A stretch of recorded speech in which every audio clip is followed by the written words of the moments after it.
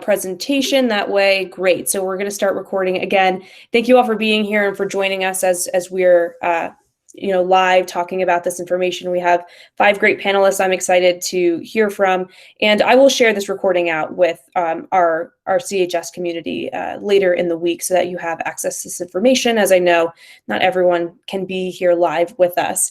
So we have about an hour, so without further ado, I do want to dive right into our questions and hear from our panelists. So first things first, I am going to start with Keaton. If you could introduce yourselves and let the group know who we're working with. Sure. So, hi, folks. I'm Keaton Hain. I'm representing Colgate tonight. I've been there for 5 years, been coming to the great state of New Jersey ever since. Very quick 30 seconds about Colgate if you're not sure who we are. For you to drive to us from your area, it's about 3 hours and 40 minutes. I've done it in 3 before. Right now, we are sitting at about 3,000 students, about 56-ish so majors. The newer stuff I can tell you about is in the coming years, we're planning what's called Middle Campus, lots of really cool, fancy facilities for economics, political science, theater, and the performing arts. So that is the project that will be going up on our campus starting this summer, I believe. But really happy to be with everyone here tonight and looking forward to your questions. Thanks, Keaton. Emily? Hi, everyone. My name is Emily Morris. I work for Miami University, which is located in Oxford, Ohio. I'm in my 7th year with Miami. I was a Miami student, so maybe tack on some more years there. I'm originally from Southern California, but I did go to Ohio for college. Miami is that quintessential brick buildings. It's been used in movies. You feel like you're on a movie when you're on campus. Traditional liberal arts, so there's a lot of things you can study. Double major, minor in things that are related, unrelated, D1 sports. So when you think of Miami University in Oxford, Ohio, think of that traditional college experience. Thanks for having me tonight. Great. And Christine? Hi, everyone. I'm Christine Delong. I am an admissions counselor at Drexel University. I'm also a Drexel alum.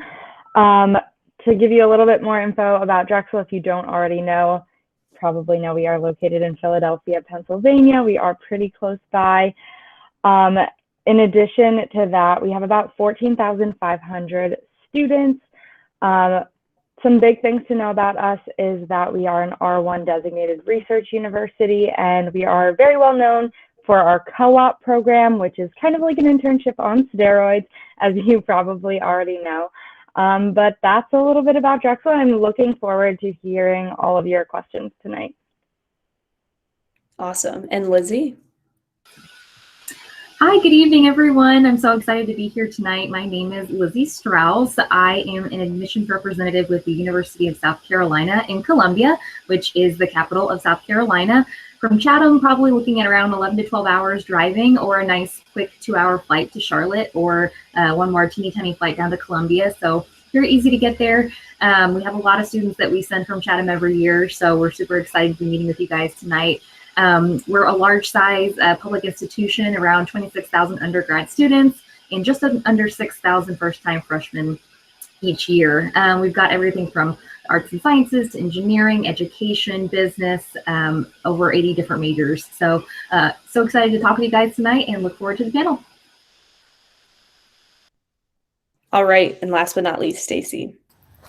Hi, good evening. Thank you so much for having me. My name is Stacey Kubalcik. I'm with Penn State University. I've been with the university for about 14 years. And again, really happy to be here tonight with students from Chatham. And thank you again to Caitlin for having me here. So Penn State University is a large public institution. We are the State University of Pennsylvania, obviously. We are a large school though, and maybe some might even think extra large. When you talk about numbers, our total enrollment is about 95,000 students. But those 95,000 students at Penn State University are spread out among 20 campuses all over the Commonwealth of Pennsylvania. We do have over 275 academic programs for you to choose between, 1,200 clubs and organizations for you to be involved in, and we are really proud to say we are home to the world's largest alumni association.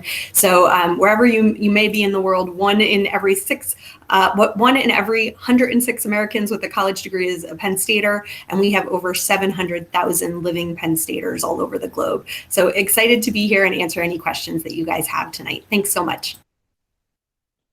Wonderful. Thank you all for that brief introduction. It's great to see that we have a nice mix of of the different colleges and college experiences, because as we know, it's really about finding that fit and what works best for all our students, whether they're looking for that extra large experience, as Stacey put it, or more of that classic college brick and mortar type of campus, right, Emily, that you're throwing out with Miami. It's a beautiful, beautiful campus.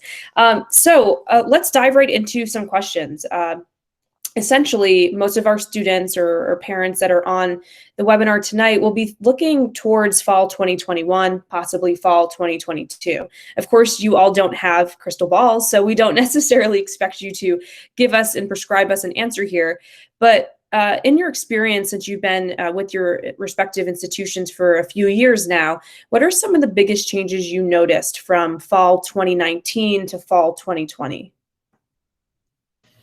If I could have my panelists raise your hand if you went test optional this year. All right, everybody. So let's just get that out of the way. I mean, Caitlin, that's the biggest change I've seen. Honestly, we don't really miss it. I think we're really able to assess the quality of a student, how nice of a person they are, how they want to get involved when they go to college. And we're bringing in a pretty strong, pretty awesome class. That's probably the biggest, of course, we've done some mobile work and more webinars like this, but all things considered, I can at least speak for Colgate when I say sort of the more things change, the more things stay the same.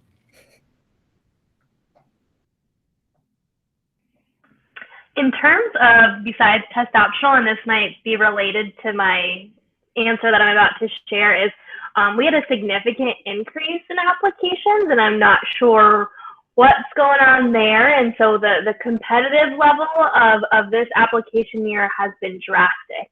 And sometimes you really can't control what year you're applying, right? It just depends on what year you were born and are graduating high school, but sometimes that's going to play a big factor.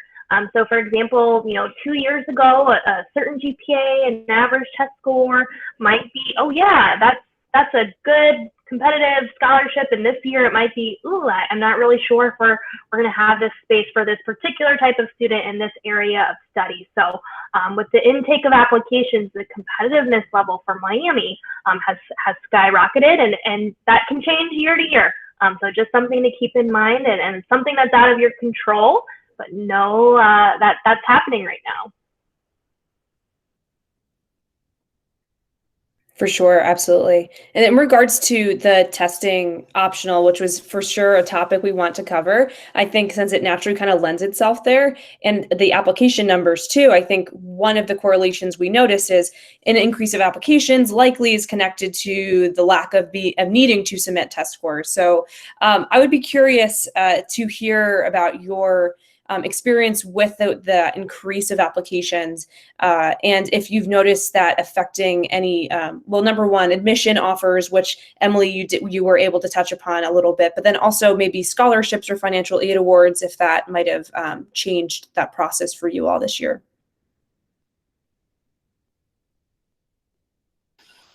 I'll go ahead and start, if that's okay. So a huge change for us on the test optional side was obviously going virtual, and I think one of the positives that came from that was that students that might not have had the chance to visit were attending these virtual sessions and allowing those opportunities that they otherwise wouldn't have had, whether it was not being able to, get a visit from a representative or visit campus, because it is a long drive for New Jersey students to get to South Carolina in particular. And so opening up that pool of schools that might be an option now. So that was definitely, I think, a cause for the increase in applications. Then moving, we're kind of around that scholarship time right about now for our end. And so that's definitely been different as well. We focused primarily on academics, strictly looking at the high school GPA on our end, freshman through junior year. And I know it's different for everybody, but we still we're prioritizing that academic side.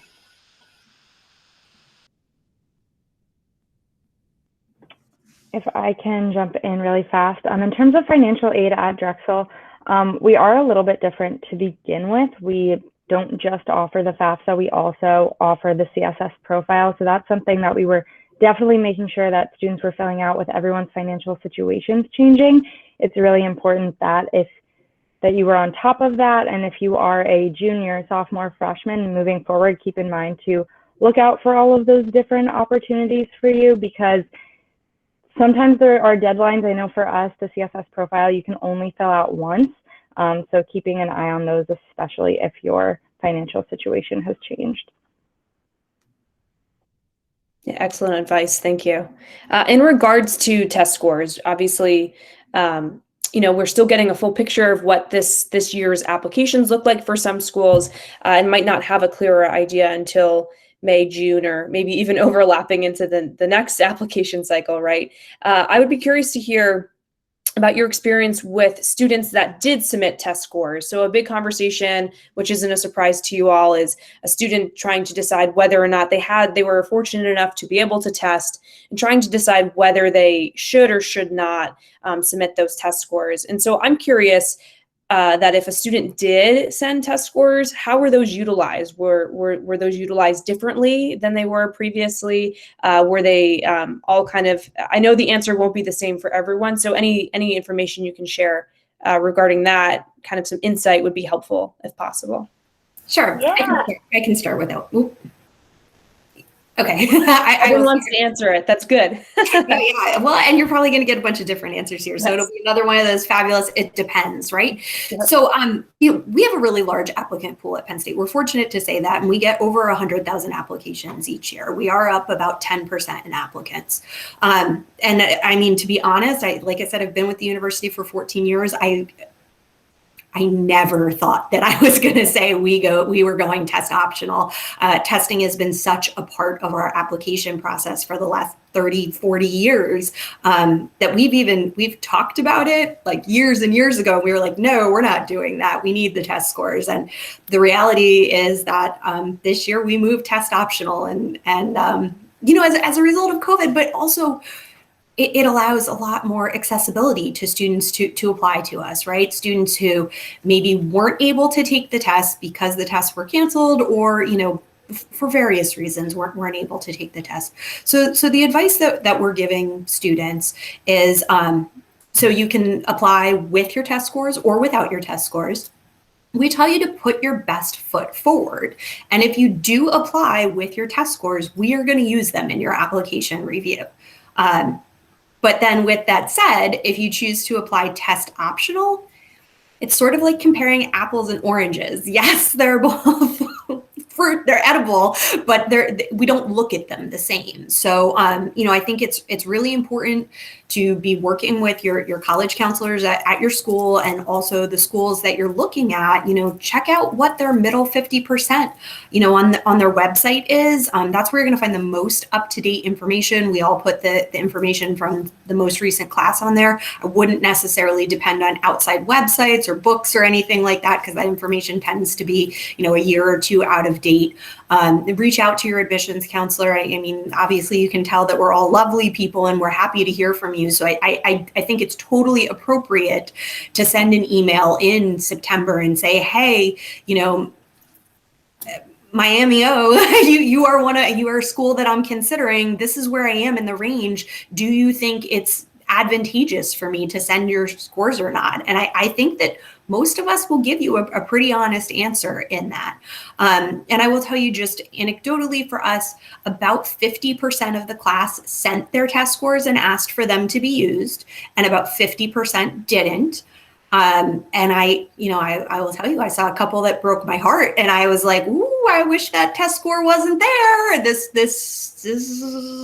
That's tough, right? So I think that, open communication and really thinking about where your strengths are, the program in which you're applying to, and if your GPA and your high school work is an accurate reflection of who you are as a student, I think it's totally fine to apply without your test scores, and it's not going to penalize you in any way, shape, or form. I'd love to jump in. Miami was fortunate. We are much smaller. We're mid-sized. It's around 17,000, mostly undergrad. How we utilize test score this year is we are similar, about 50-50 that applied with and without. But what we did for those that did apply with the test score, we took your application, we reviewed it both with and without it. Whatever was the better offer, the admission, the higher merit, that's what we went with. So no one was penalized for submitting a test score that maybe wasn't our typical average. So we did utilize it. We kind of ran our admission process both with the score because the student provided it and asked to be reviewed with it, and without. And so whatever was the better answer, if you will, was what we were able to go with, which is very different. Again, it depends. Every university for every answer is going to be different. So make sure you check with your admission counselor before you think we're all the same. Wonderful, thank you. It's great to hear the two different perspectives, right? Because we realistically have to approach 100,000 apps is a lot. And I agree, you all are very lovely people, and I tell our students that as well. So on the same topic, obviously, Emily, you had mentioned that admission has been even more competitive given the higher application numbers. So Christine or Lizzie, if you feel comfortable sharing, have you noticed any changes to the way you approach perhaps the wait list or the deferral process? I think we all know that deferrals are becoming very, very popular. And if you're not super familiar, which most of you are, Chatham High School is definitely an early action type of high school. We're looking to get the applications in early for a number of reasons, right? So I don't know if you've noticed any changes with the deferral or waitlist option. So Lizzie and Christine, if welcome, I'd love to hear from you, but also everyone, because you all have different experiences in very different schools. Yeah, I can jump in. So I haven't been at Drexel for very long to know what the waitlist or deferrals looked like before all of this. But in terms of deferrals, we have seen a big uptick in that. But we haven't been really looking at our class to not make as many offers. And then in terms of the wait list, Drexel traditionally doesn't have much of a wait list, but that is something that we did take into consideration a little bit more this year.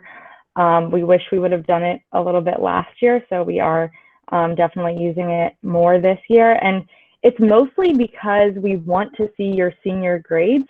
So if you have those updated, send them in because they will absolutely help you if you end up on the wait list. I'll add in a little bit, and it kind of ties in a little bit to that last question, but as far as USC, if you didn't submit test scores, the only real downside to that was that, and it wasn't an ultimately negative thing, but you were going to wait a little bit longer to hear your response. And that was strictly because students that did submit test scores, we were able to review those applications a little bit differently versus we told students who didn't submit test scores that we're taking the time to look through everything you submitted, which is your full application, your transcript, looking at your activities, essays, everything like that. And so I think some students may have thought that was a negative, but it's really, us putting our full time and attention into reviewing everything that you submitted without that test score. And so we told students that it's a very normal process to be deferred from that early action round, and that it doesn't change your chances of admission. And that's definitely still true this year. As far as a wait list, we've had a wait list in many years previously, and anticipate that this year as well. But for the most part, there's so much that goes into play, here in March on our end with scholarship awards and financial aid awards coming out soon, and hearing all of those different things, being able to visit campus now that some of them are opening up, just depending on where you are. So not too much has changed there. But again, what we tell also a lot of students is that, with 40,000 applications on our end this year, we are going to turn down students ultimately that, could be a great fit for USC. But unfortunately, we're looking at that highly competitive pool, and we're trying to admit the best out of that pool. I'll jump in here too, just because from hearing what my colleagues do, it sounds like Colgate approaches ED defer a little differently. It's not a very common thing that we do. It is close enough to once in a blue moon. The reason I say that is I don't defer we don't like to defer a student unless there's an actionable step. One of the cruelest things that I can do is defer a kid to regular decision, and then, with knowing in November that they're not coming off here. So oftentimes we'll make the decision right there. As far as financial aid, so we had a 102% increase this year. Very crazy. And we spent more money in early decision and early decision 2.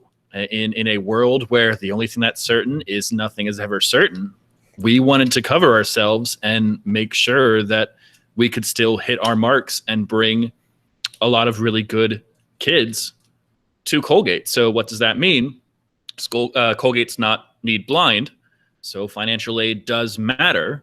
And, same thing with that you're hearing. There's some students that maybe in years past, easy admits, it's not the case this year, just because of sheer volume and sort of how we budgeted. So that's why we say every single year is different.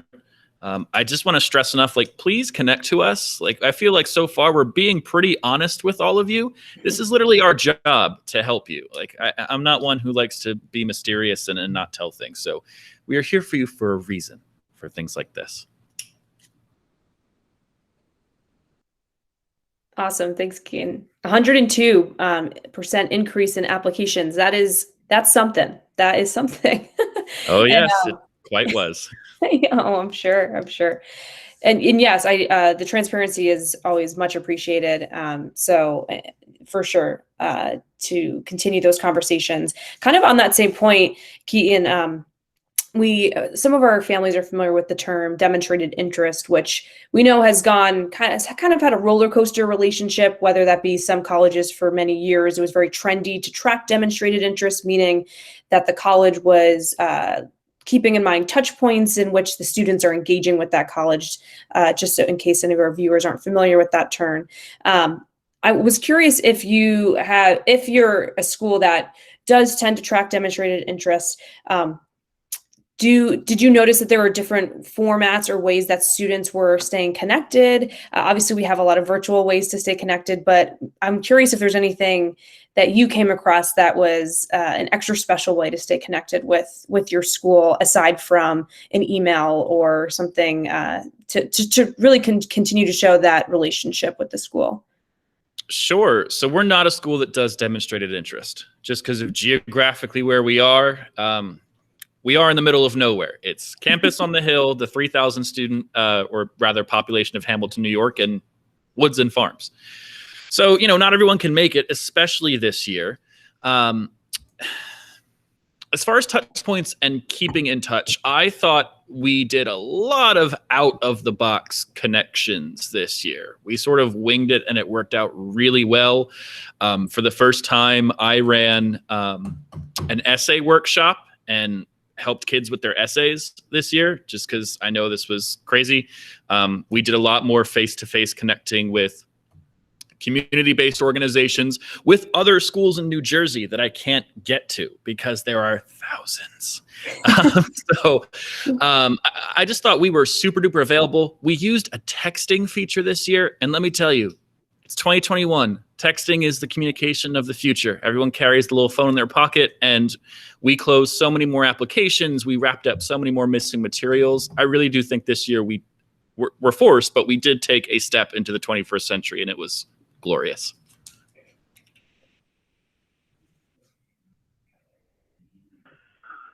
So Miami technically does not track demonstrated interest. However, there's always a however, right? This is the fun part. So we encourage students to visit virtually. We are hosting very limited on-campus opportunities right now. I know Ohio's quite the trip. So technically, no. But universities, we do track and keep track of everything, emails, phone calls, just, for good purpose reasons. If you are a student who might not be completely admissible, you're on that borderline there, as your admission counselor, as someone who comes to your high schools, I live on the East Coast and I'm here for you, I try to pull and find reasons of this kid is great, given the shot, maybe he's not, typical.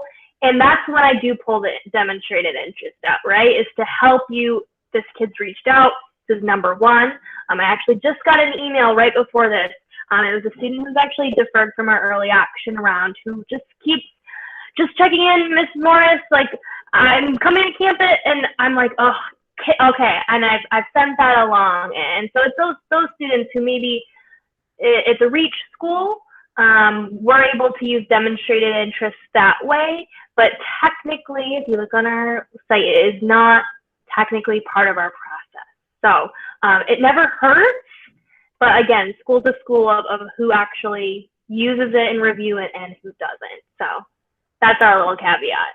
Sure. Yeah, that makes sense. And when I speak with students a lot, I try to explain it as if you were to propose to a person marriage, right? You want to have some kind of information and understanding that they also too like you and may say yes, right? So it does make certain sense. Lizzie and Stacey, I'd be curious to hear from larger institutions that get an overwhelming amount of applications where maybe that individualized conversations isn't always a possibility, right? The reality of that. If you have any experience with that, Stacey, it looks like you've unmuted. Yeah, so yeah, this is a tough one because we don't track demonstrated interest. I mean, we truly can't. But I will say that I found us to be much more nimble and accessible than I ever thought we could be. I was super proud of who we were as a university and how innovative the university was. Not only most proud actually of what we were able to do with the students who were current students on campus to keep their education going and as like close to the experience they were as expecting, while they were students on campus. Things like we had the Bryce Jordan Center at the university, which is a huge arena, right? Almost like the largest arena between Philadelphia and Pittsburgh.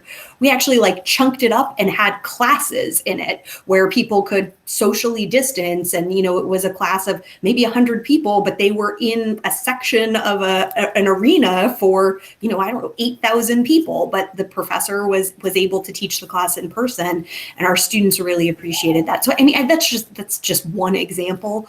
But I think, in another way, we were able to pivot our entire catalog of on-campus visit opportunities for those of you that are juniors and sophomores and freshmen thinking about visiting the university. We host, close to 35,000 visitors a semester on our campus, and we were able to pivot all that programming to online virtual experiences. And I mean, really quickly, and it was not just like one person giving an admissions presentation. We had student tours of campus where we had filmed campus, where we had student panels of current students in different subject areas. We had it allowed us also to bring in more academic units, more professors, more researchers that, to be honest, didn't have the capabilities and the time to help us in the admissions process, recruiting new students, because they were in class and on campus. But because we had this virtual opportunity, I think we were sort of able to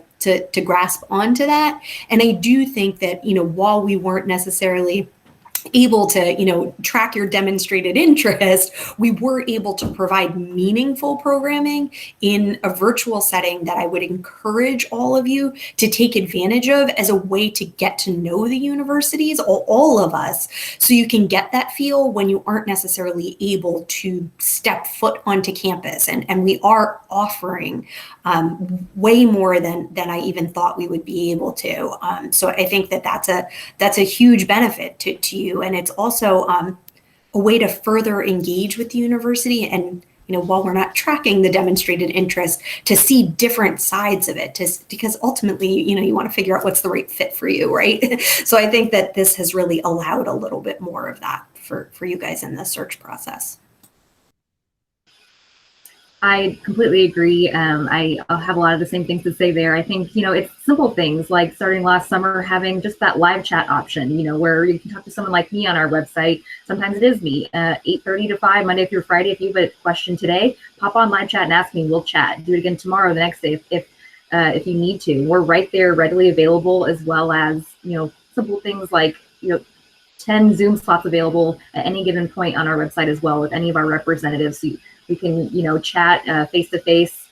So little things like that I think are really meaningful. We also don't track demonstrated interest, but I'm right there with Stacey as far as wanting to make sure that we're counseling you to make the best fit for you. And I think junior year going into senior year is a super important time for that, as far as looking into, is it a fit academically? Is it a fit financially? All of these things that we want families and students to be thinking about before they get to March of senior year, making that final decision. So that's definitely what's important to us, is making sure that it's the right fit for you guys. Awesome. Thank you. And so that kind of naturally lends itself to, we talked about test optional, we talked about the demonstrated interest. So as far as, let's say I am a student who is not going to be submitting a test score, this is a pretty common question I'm sure you hear almost on a daily basis. What are the most important elements then to an application aside from a standardized test? Oftentimes people want this ranking, right? And we know it will be different, right? Letter of rec is number 2, right? But I'd be curious to hear any, if all, of your opinions on when you're reviewing applications, what you find to be that those maybe top 2 things to help get an idea or get a picture of a student. I can kick us off here. So at Drexel, we are holistic in our review process. So we are really looking at every single part of it. Depending on the student, my top 2 will definitely shift. And it shifts within our office as well. Certain counselors at Drexel will look at certain things. I personally love to read your letters of recommendation, to hear from someone who knows you really well and can talk on your behalf and tell me a little bit more about who you are that maybe your academics can't tell me. And then I also really love to see your activities. These don't have to just be sports or clubs. These can be helping your grandmother or delivering groceries to an elderly neighbor down the street. With COVID, we've seen a lot of shifts in activities. So making sure that you fill up that section with every single thing that you're doing outside of school. I would say the 2 things that really helped a student this past season, course rigor, absolutely. And, it's case-by-case basis because some schools have different opportunities and things. So, and then the second was students who didn't repeat themselves did way better in our process. So what do I mean when I say that? So I'll use my example I always do. Let's say we have a student who plays soccer, right? And they've got, all state, a club team on their extracurriculars. And then they write their essay about soccer, making a tournament, scoring a winning goal, not scoring a winning goal.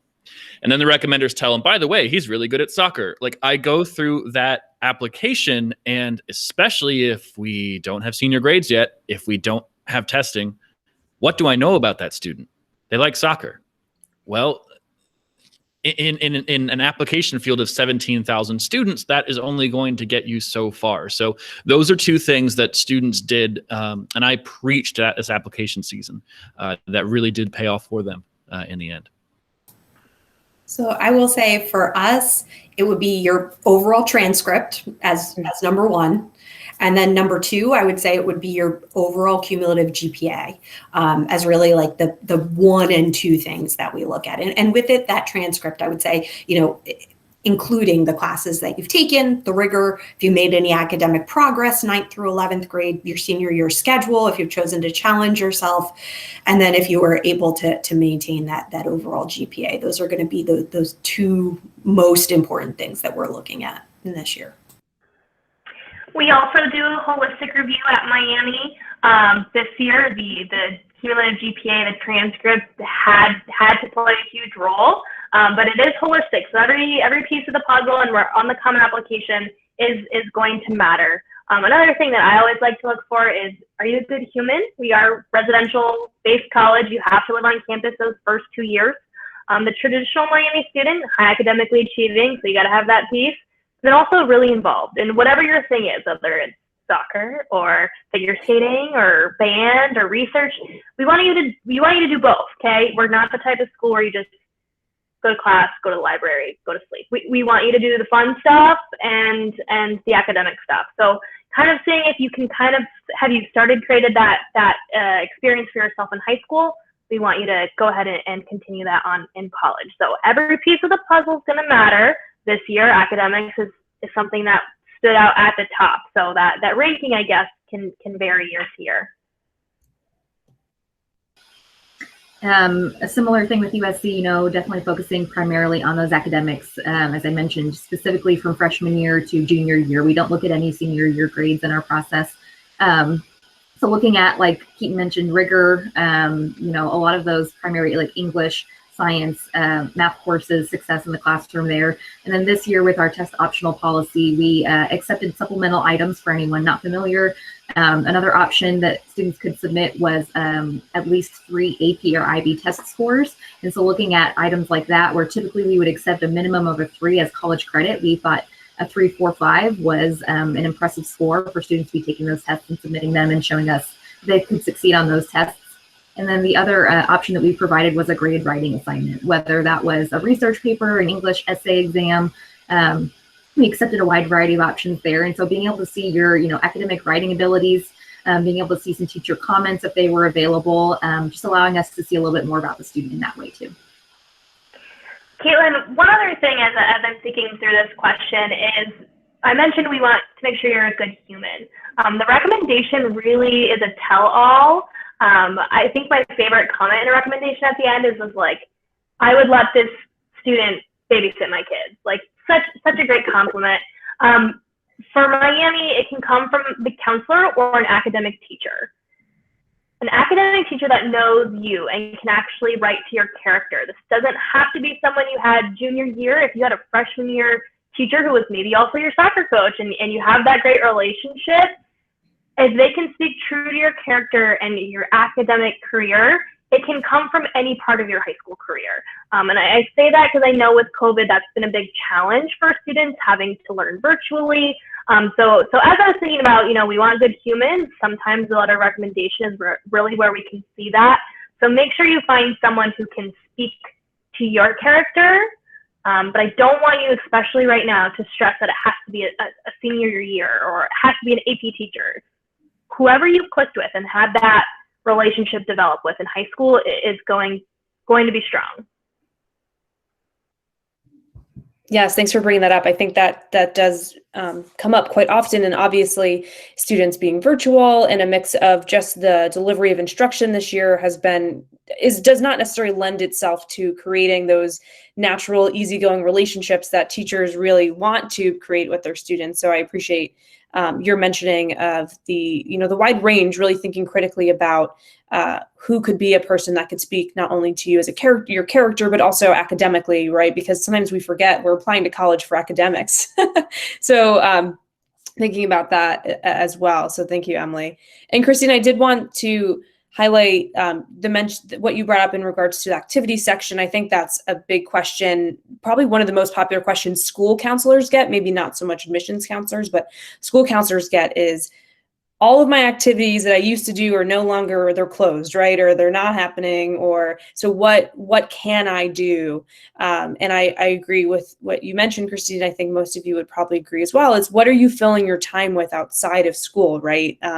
Not that you're like creating TikToks or like sleeping, right? You're doing other things and being more creative.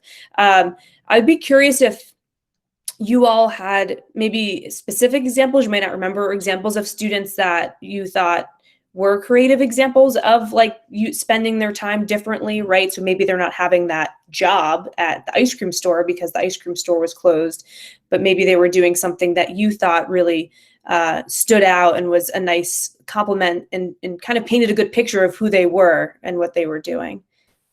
So I will go off this. I will say I am, a working mom of a first grader who was in hybrid school, so only in school 2 days a week. So at home with me the other 3 days a week. So the very first essay or the activity that I saw that had a high school student helping their elementary aged brother or sister with home or with virtual learning, I was green stamp in on that student because it's just. I'm right there with you. I know how hard this year was. It was, learning virtually, learning in a hybrid situation and having, young children at home is really, it's a challenge for working parents. So any student that I saw that was helping their family get through this, really like coming together in whatever way that may be. And maybe it was watching a younger sibling, helping them with online school. Maybe it was truly just like babysitting a younger sister. But even to the point made earlier, like helping an elderly neighbor get those grocery delivery spots, like that kind of stuff, like really warmed my heart. And to Emily's point about like being a good human right now, I think, treating each other with kindness was really, if you could show that, I think it reflected really positively for us. Sure, and I'm sure with the idea of seeing that and saying that could be that level of kindness, that type of student that could then be on our campus, right, and then contribute to the community in that way as well. And I do like the emphasis on, I think oftentimes students get very hung up, and you can agree or disagree with me, of course, on, I have to be the president of the Cancer Cure Society's gala event, right? Like something that is so impactful. And I think oftentimes when students will share with me things that they're doing, activities they're doing, helping a sibling or a brother, babysitting, working, like you said, with that elderly neighbor, those things are important to include. Oftentimes students feel like that you all don't want to hear that type of information. But from what I'm hearing from you all is that that's the information you kind of do want to hear, especially in the time of a lack of some information for applications. I always say you would rather fill that extracurricular list than be on the fence and maybe list only 4 or 5. Even if you think, and maybe if it's true, even if number 8, 9, and 10 aren't that impressive, it's one more thing, and it shows us how you've donated your time. The less that we have to go off of, that can make things challenging. And also, I would say, make sure, it helps to be the president of an organization or things like that. But, how are you spending that time as a leadership, right? We get lots of class presidents. We get a lot of fundraising leaders and things. How big of an impact did you actually make? I think students sort of need to take a step back sometimes and be like, yeah, I did do a good job of this. This is important. I'm going to put that.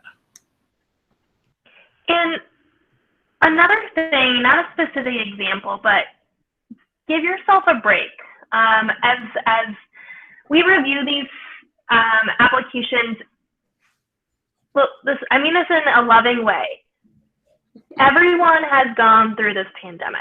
It is not just Chatham High School that had to go through it. It's every single one. So that kind of puts you in a good boat, right? Like, okay, everyone has somewhat of a level playing field. This pandemic has absolutely impacted some greatly, some not so much. So there's varying levels there, but it has affected everyone in some way. So it's okay that you couldn't, complete 4 years of whatever activity. We get it. We understand. Even on the Common App, there was actually an optional area of, if the pandemic has really impacted you, please share. And know that's okay. We're being as flexible as possible. When we're reviewing, we understand, especially those, teaching young ones at home. I don't know how you're doing it. Take a deep breath and give yourself a break. The expectation that you are 100% still doing the same activities as you were pre-pandemic that's not an expectation that we have. So whether it's my family spent more time together. We had that's great. We want to see that you're just getting through this, that you're still trying your best. Virtual learning might not be your thing. This probably has been a big challenge. That's okay. So not a specific example, but give yourself a break. Know that we get it, and everyone's in a similar boat that this has affected them in one way or another. So cut yourself some slack. 100%. Yeah, it's easy to get caught up in that and sometimes forget that we need to take a breath and slow down and put things into perspective, for sure. So on the same kind of topic in regards to sharing a story or sharing about who you are, the essay is certainly a topic of conversation that a good amount of our 11th graders for sure at this point are likely going to start thinking about in the next couple months. So generally speaking, I know we heard from you about what you found to be impactful. Generally speaking, how impactful do you find those essays? And the classic, do you have any suggestions for a do or a don't for essays? We could do a whole session on it. So I just want to do a quick, Keaton knows you did one earlier, you were saying. So, but I did just want to get some quick tidbits while we still have some time. Yeah, I can start us off here. So I'm reading about 70 applications a day during a traditional reading cycle. Some people are probably more, some are less, depending on the university. But what I'm trying to get at here is I'm reading a lot of essays. So try to make yourself stand out, grab my attention, make it something that is worthwhile in your application. Like Keaton said, don't repeat something, make it different, make yourself unique, and really show me who you are through that essay. That is your only chance in the application to really talk directly to me, so use it wisely.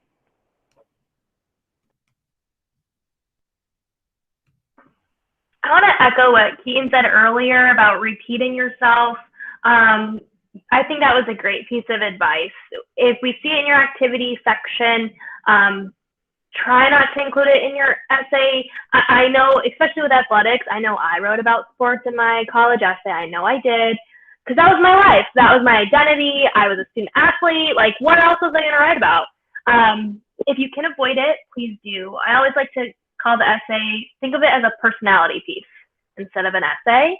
And the only little one piece of advice is, if you do write about a family member, make sure we learn more about you and how that family member affected you than about the family member. Because I don't know if Grandma Joe, she sounds awesome, she can come to college, but this is about you.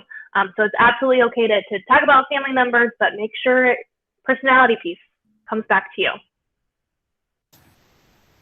I will say for us, the essay is not required. It is an optional part of the application. So I think you should think pretty strongly about doing it, especially this year.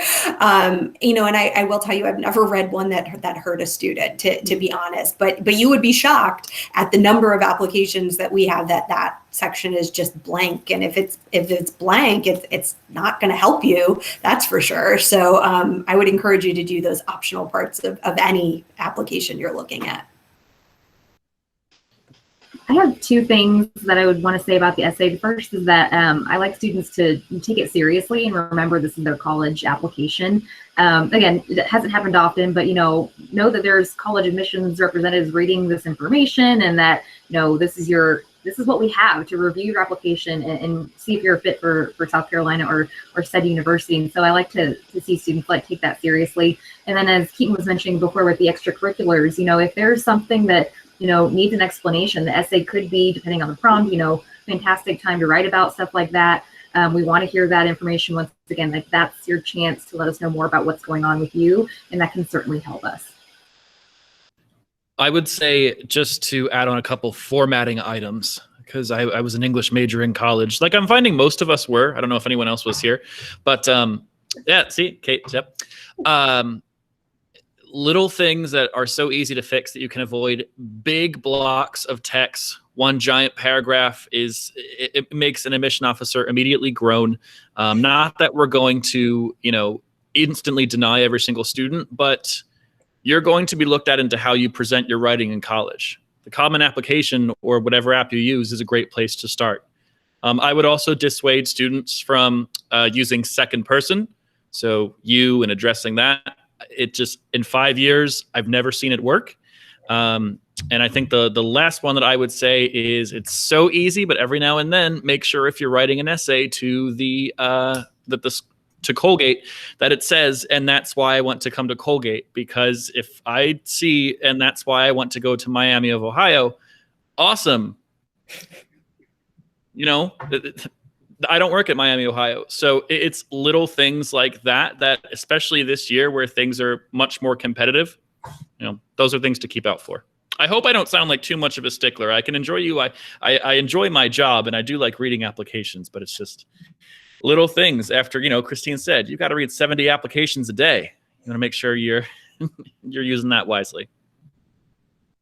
Not a stickler. It's helpful information, and there's a lot to go through, right? So we want to make sure that we're not only using the best use of your all time, but then also our students' times, right? That they're not spending their time on something that really is not going to work, or something along those lines. So we do only have about 10 minutes left. This is very general. I would love to hear a response from everyone. If you had some thoughts, just any lasting advice, words of wisdom. Again, just a reminder, we do have a mix of likely 10th and 11th grade families on this webinar. So we're just about kind of getting started, or maybe just getting our feet wet. So things you keep in mind. And of course, like I said earlier, you all don't have a crystal ball and can't predict how things will work and look, as things are changing in the COVID realm. But again, just like lasting advice, words of wisdom. There's been plenty interspersed in here already, but I guess your final closing arguments, if you will. I would say, if I had to give one piece of advice to everyone, of course we are available, but students, honestly, I think the most reliable and useful resource that you can use is a current student. So browse our website. If we have an ambassador list, if you can find, a student name that comes up for research, at least how Colgate's websites work. If you click on that student's name, it actually takes you to the directory. Good or bad, I'm not too sure, but our students are pretty accessible, and they really love the place. I can tell you how good the place is all I want, but I'm not learning there every single day, and I'm not a Colgate University grad. So your best option is going to be to connect with someone who's pretty close to your same boat. In this case, that would be a current student. I would go with, just the be kind, but I think like all the way around, like be kind to yourselves. This was a really tough year, right? Like cut yourself some slack, have a little grace, be kind to each other in terms of as a family, like students, be nice to your mom and your dad or your family, whatever it may be. Families, be nice to your students. Like it was a really, really stressful time. Be nice to your school community, your fellow peers who are all, in a tough situation too, your counselors, your teachers. It's tough, but I also would extend that like to be kind to us. Like this was a tough year for us too. And the people that you are emailing and calling and you're unhappy that we are not providing tours at this particular moment on campus, that is not our decision. We really would love to have you tour on campus.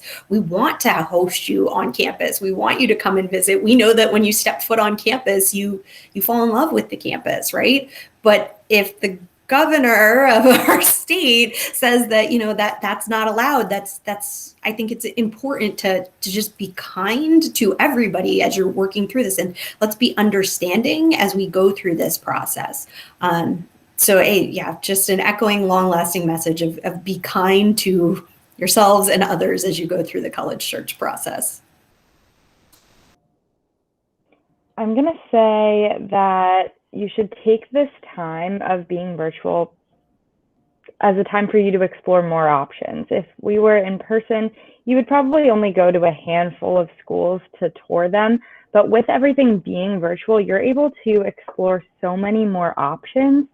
And with that, I know there's a lot of burnout and you're getting a lot of emails from colleges and universities. But what I want to stress is once you are applying to colleges, please check your email. That is the biggest piece of advice I can offer you. We're trying to reach you. We're trying to communicate what is missing from your application. And if you're not reading it, there's only so much we can do. So that's my biggest piece of advice. And Christina, I am going to interject before Emily and Lizzie answer, because it's a perfect time as we have a captive audience right now. If you are a junior or sophomore student, it is highly recommended that you not only create an appropriate personal email address, but also use that personal email address. We are noticing that with different security features, sometimes emails don't go through. It's becoming one of like the new thing, right? So if you're looking to connect with colleges, we highly recommend, you'll probably get a lot of Schoology posts and emails from me about this, but I will first say it here to really invest in a personal, either Gmail, Yahoo, Hotmail. I'm not sure what other ones they use, but Gmail usually is a good one. So I will put that disclaimer. Sorry, Emily and Lizzie, to interject, but Christine reminded me and I wanted to use that opportunity. All right. So part of my message is kind of similar to what Stacey was saying, in that, we know that a lot of you guys are going through that unprecedented time right now. And we feel for you. I think a lot of times what I care more about when I'm talking to a student virtually or on the phone is like, are you okay? Like, how are you doing? Like, let's just talk. Like, tell me how things are going. And it's actually been great to just hear how just resilient so many students are. And so just know that we feel for you and we want to support you as much as we can. And then my second bit of, not advice really, and I probably won't sound very helpful, but there's I think a Georgia Tech blog called It All Works Out.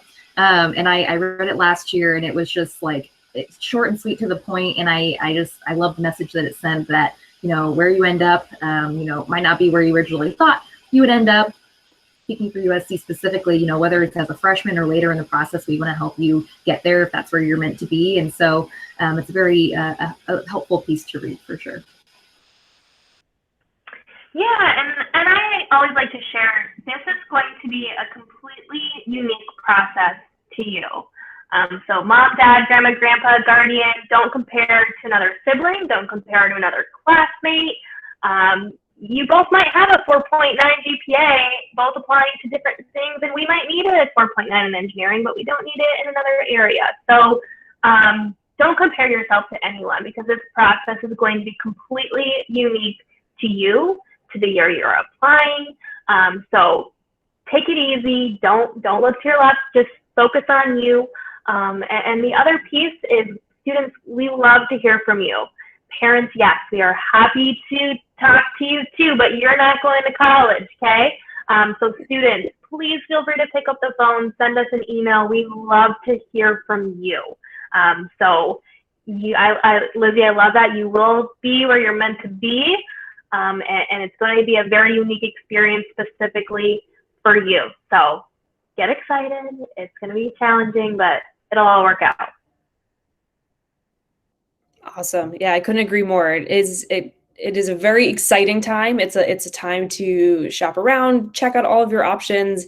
And clearly, from just hearing all of your experiences so far this year, there are so many ways to continue to do that and to connect. So we're really appreciative of your time. And thank you so much for giving us, an hour of your evenings. We know you're so busy. Your eyes are probably so weary from reading applications and being on Zooms and Google Meets and all the like. So again, we really appreciate it.